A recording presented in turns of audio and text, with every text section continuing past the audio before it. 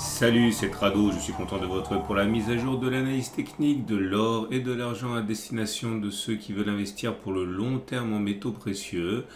On va commencer par les nouvelles qui ont émaillé l'actualité de l'or et de l'argent, à commencer par eh bien, cette dégringolade qui n'en finit pas sur l'or, sur l'argent en même temps que les indices, ce qui n'est pas rare mais qui est quand même peu, on va dire, fréquent. Il faut savoir que ce qui a entraîné une décrue est à mettre au compteur de Monsieur Powell, une fois de plus.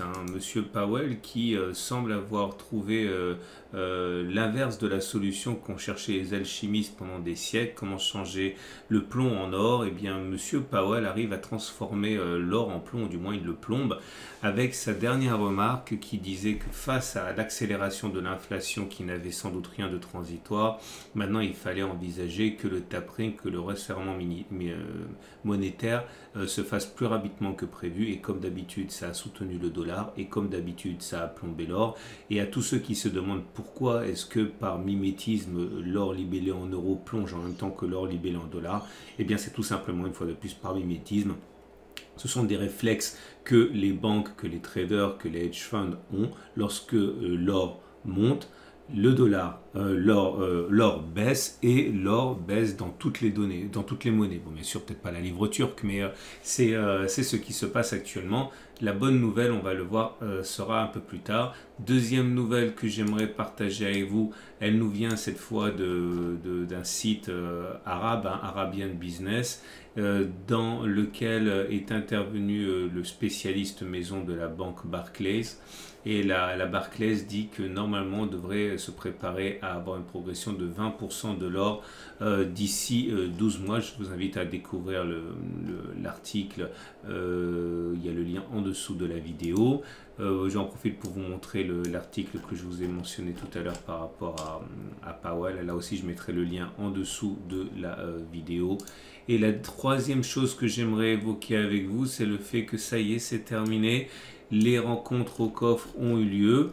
Le final en apothéose a vu l'intervention de deux intervenants de grande renommée, Jean-Marc Daniel pour le côté économique et le général Vincent Desportes pour sa vision géopolitique.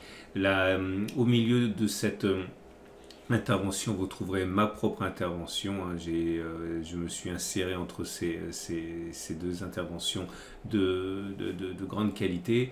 Bref, vous trouverez sur ça, je mets le lien également sous la vidéo.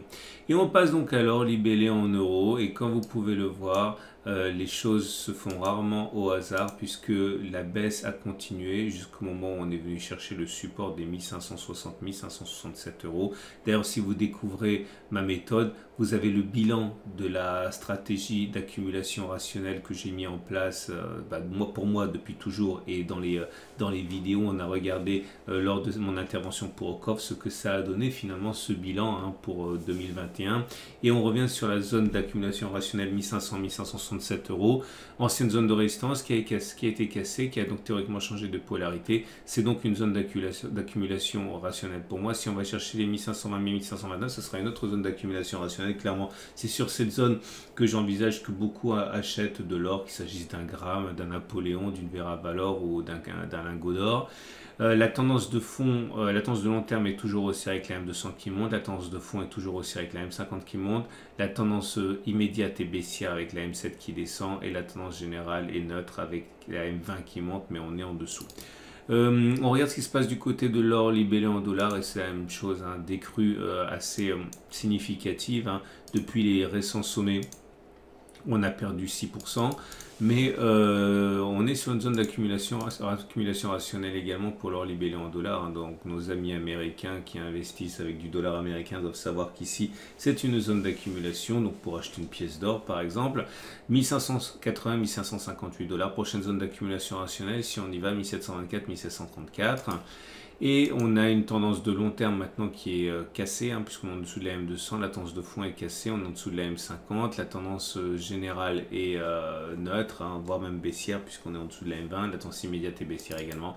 Bref, il semblerait que tout soit à refaire, mais je ne pense pas à titre personnel, avec beaucoup de doigts mouillés et un peu d'expérience. Je pense que, à l'inverse de ce qu'on pourrait dire, le fait qu'on a cassé cette résistance précédente nous met dans des dispositions plutôt intéressantes pour repartir à la hausse une fois que l'aparté Powell se sera un petit peu estompé. On passe à l'argent. L'argent libellé en euros, et là c'est pareil, c'est beaucoup mieux en euros qu'en dollars, mais dans les deux devises c'est moins bon que pour l'or, toujours à cause de la connotation industrielle de l'argent que l'or a moins.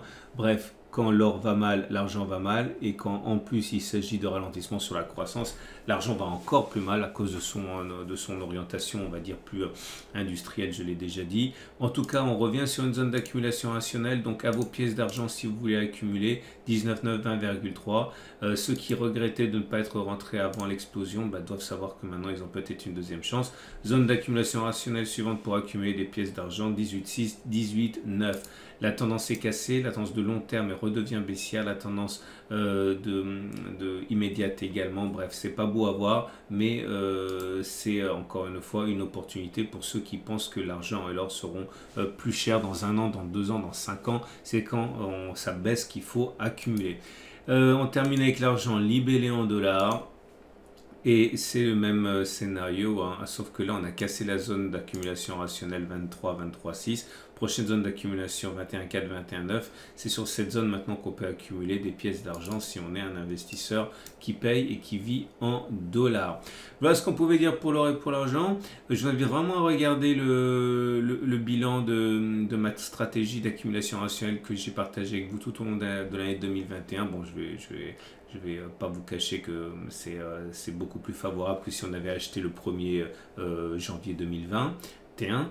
Et si vous voulez en savoir davantage, ou si vous voulez savoir les chiffres, hein, je vous donne rendez-vous sur le lien pour consulter la rencontre annuelle au coffre que je vais mettre en dessous de la vidéo. Je vous souhaite une excellente journée. Je vous rappelle que si vous voulez maintenant investir en or et en argent, et vous pouvez passer directement par mon site, vous paierez moins cher puisque j'ai un accord, un partenariat avec aucoffre.com.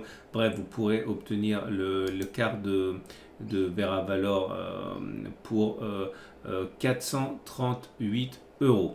Voilà, c'est une excellente journée et je vous dis à samedi pour la mise à jour. Ah, et bien sûr, si vous avez aimé, surtout n'oubliez pas de vous abonner à la chaîne, voire de mettre un petit plus, ça fait toujours plaisir. Et n'oubliez pas que les mises à jour, c'est 2 fois par semaine pour les zones d'accumulation rationnelle.